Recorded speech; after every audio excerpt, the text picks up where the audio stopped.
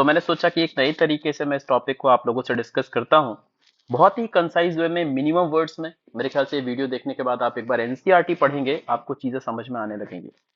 तो without wasting the time, let's start. Biomolecule में सबसे पहले स्टार्ट होता है चैप्टर का नाम, और चैप्टर का नाम ये कहता है कि भाई ये बायोमोलिक्यूल नाम की चीज जो है ना, ये है क्या। हम बायोमोलिक्यूल्स कहते किसे हैं? तो पहली चीज कि बायोमोलिक्यूल क्या है, और दूसरी बात, बायोमोलिक्यूल का रोल क्या है हमारी बॉडी के अंदर, आखिर है तो वो क्यों है। तो क्या है, इसका बहुत ही सिंपल सा जवाब है कि जितने भी केमिकल्स हमारी बॉडी में पाए जाते हैं, all chemicals present in the body of a living organism, किसी लिविंग ऑर्गेनिज्म के अंदर जितने भी केमिकल्स पाए जाते हैं उनको कलेक्टिवली हम बायोमोलिक्यूल्स कहते हैं। रोल, तो ये रोल तो बहुत ज्यादा है। पहले ये जान लेते हैं कौन कौन से बायोमोलिक्यूल होते हैं, फिर हम उनके रोल भी जान लेंगे। तो हमें ये पता कैसे चले कि कौन कौन से बायोमोलिक्यूल है? भाई सोचो, आपको कैसे पता चले कि आपकी बॉडी में कौन सा बायोमोलिक्यूल है? पता करने का सबसे आसान तरीका, आपको अपने ऊपर प्रैक्टिकल नहीं करना। अगर हमें कोई टिश्यू मिल जाए, अगर हमें कोई टिश्यू मिल जाए तो हम क्या करते हैं, इस टिश्यू को ग्राइंड करते हैं। इसमें ग्राइंड करते हैं, खा से खरल, जिसे इंग्लिश में कहते हैं this is mortar and पेसल। Mortar और पेसल की हेल्प से हम इसे ग्राइंड करते हैं।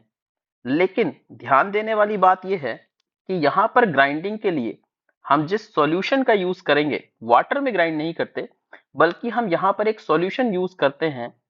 सॉल्यूशन का नाम है trichloro acetic acid. Trichloro acetic acid, ठीक है। ये एक केमिकल है जिसमें हम इसे ग्राइंड करने वाले हैं। तो एक क्वेश्चन तो यहीं से आता है कि बायोमोलिक्यूल में, टिश्यू में कॉन्स्टिट्यूएंट की स्टडी या मॉलिक्यूल्स की स्टडी के लिए हम कौन सा केमिकल यूज करते हैं? It is try chloro acetic acid. 4 number का सवाल हो गया भाई। अब जब हमने इसको ग्राइंड कर लिया, ग्राइंड करके करें क्या?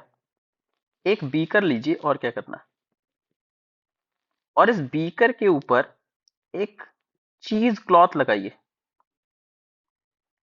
और चीज क्लॉथ लगाने के बाद आप जो भी हमने यहां पर सॉल्यूशन बनाया है ना, अब उस सॉल्यूशन को आप छान दीजिए। तो छानेंगे तो दो चीज होगी, कुछ तो आपको यहां पर लिक्विड मिल जाएगा, कुछ लिक्विड नीचे छन जाएगा, इसे बोलेंगे फिल्ट्रेट। और कुछ सॉलिड पोर्शन ऊपर बच जाएगा, इसे बोलते हैं रिटेंटेट, जैसे चाय छानते हैं तब निकलता।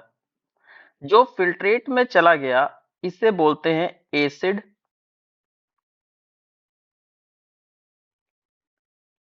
एसिड सॉल्युबल पूल या एसिड सॉल्युबल फ्रैक्शन। और जो ऊपर रह गया, that is acid insoluble pool या एसिड इनसॉल्युबल फ्रैक्शन।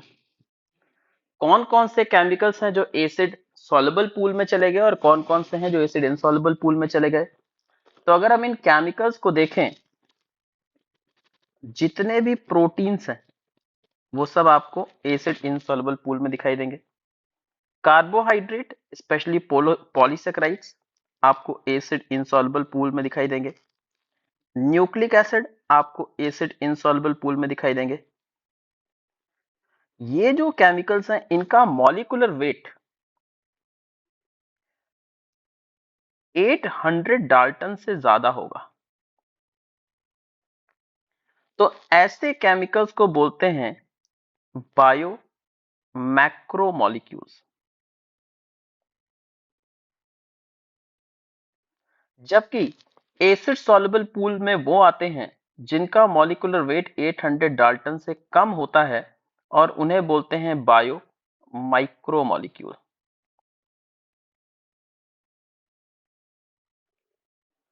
इस पूरी कहानी में एक छोटा सा ट्विस्ट है। ट्विस्ट है लिपिड। लिपिड आपको मिलता तो एसिड इनसॉल्युबल पूल में है, लेकिन लिपिड होता एसिड, मतलब ऐसे समझ लीजिए होता वो बायो माइक्रोमोलिक्यूल है। तो लिपिड जब आप छानेंगे तो मिलेगा आपको एसिड इनसॉल्युबल पूल में, लेकिन होता है वो बायो माइक्रोमोलिक्यूल। ऐसा क्यों है, ये हम एनसीईआरटी में ढूंढेंगे। तो ये हमारे लिए होमवर्क हो गया, हमें ये पता करना है कि lipid is a bio micromolecule but it comes in acid insoluble fraction. ऐसा क्यों है? ठीक है, तो ये एक छोटा सा टास्क है। आप यकीन मानिए कि 4 नंबर के क्वेश्चन का हमने काम कर लिया। अब दूसरी बात कि एक चीज और एनसीईआरटी में डेटा दिया है कि अर्थ क्रस्ट और ह्यूमन बॉडी में कौन सा एलिमेंट कितने परसेंट पाया जाता है। तो पहली चीज मैं आपको बता दूं, अर्थ क्रस्ट के अंदर कौन सा एलिमेंट कितने परसेंट है, ये आपसे पूछा ही नहीं जाने वाला। आपसे पूछा जाने वाला ह्यूमन बॉडी में कौन सा कितना है। ह्यूमन बॉडी में एलिमेंट्स में एक तो दो, एक क्वेश्चन ये ऐसा आ सकता है कि डिक्रीजिंग ऑर्डर, इंक्रीजिंग ऑर्डर सबसे ज्यादा कौन पाया जाता है। तो याद रखिएगा ocean, OCN, ocean 65% oxygen, 18.4% carbon और 3.3% nitrogen.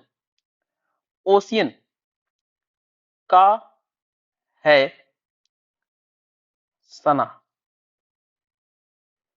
Oxygen, carbon, nitrogen, calcium, hydrogen, sulphur और सोडियम।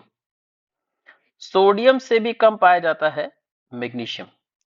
तो अगर क्वेश्चन आ गया इनमें से which of the following are present in least amount, तो आप ये सीक्वेंस याद कर लीजिए। ओसीएन का है सना,